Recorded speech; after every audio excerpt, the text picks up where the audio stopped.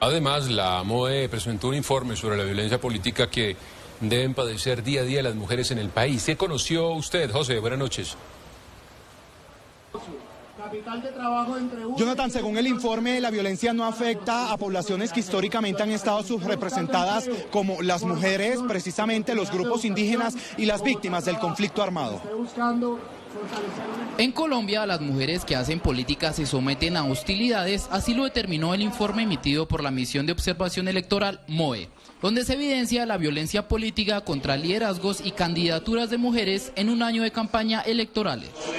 Entre el 2018 y el 2022, años que se pueden comparar electoralmente, presentó un incremento del 60.7% en los hechos de agresiones contra lideresas políticas. La violencia en el espectro político no se queda atrás. El problema es que para las mujeres es mucho más violenta este tipo de violencia, es mucho más agresiva.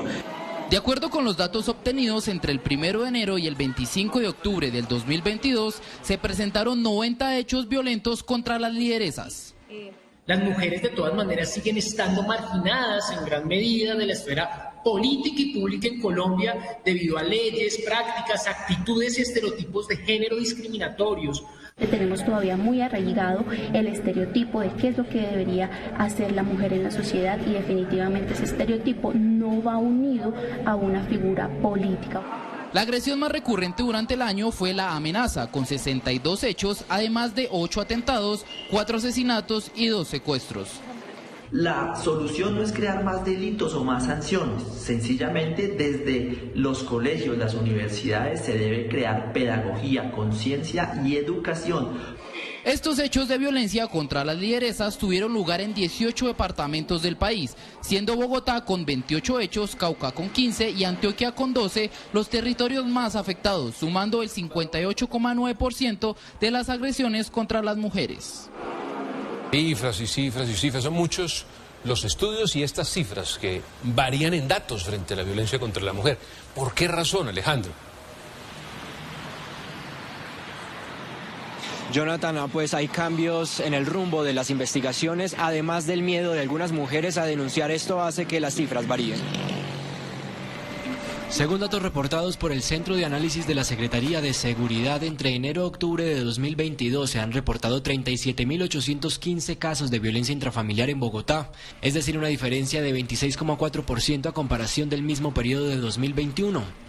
Según cifras de la Secretaría de Seguridad, los homicidios a mujeres o posibles feminicidios entre enero y junio de 2022 son 48 casos. Sin embargo, la Personería reporta en el mismo periodo de tiempo 46. ¿Pero por qué se presentaría esta diferencia de cifras? Hay que tener en cuenta algo que se llama reclasificación por investigación, y es como las autoridades que investigan terminan por clasificar de forma distinta lo que se encontró en el momento del hecho. Para ponerlo en ejemplo, la policía llega en tiempo real, en la primera autoridad que llega, llena su bitácora, llena el informe, pero es la fiscalía la que investiga. Además, en cuanto a maltrato intrafamiliar y abusos sexuales, expertos aseguran que el miedo hace que estas cifras también presenten una variación. Por un lado, porque son delitos en muchos aspectos vergonzantes y muchas mujeres tienen temor, miedo o vergüenza de poner en conocimiento de las autoridades la situación. Segundo, porque muchas veces se encuentran ante una burocracia administrativa que en la práctica les deniega la administración de justicia. Los académicos hicieron un llamado para que desde el distrito y las autoridades nacionales implementen estrategias que permitan mitigar este fenómeno.